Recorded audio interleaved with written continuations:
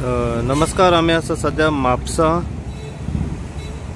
SBI bank असा ATM त्याच्या opposite तुम्ही पळोवंक शकता. प्रॉस्टिट्यूशन बिझनेस जे आसा हांगासर ओपनली ह्या टायमाचेर चलतात. कशा तरेन कस्टमर्स जे आसा पळय ते येतात, तांकां विचारतात येताय काय म्हणून. हे तुम्ही पळोवंक शकता ओपनली हांगासर म्हापसा चल्लेले आसा.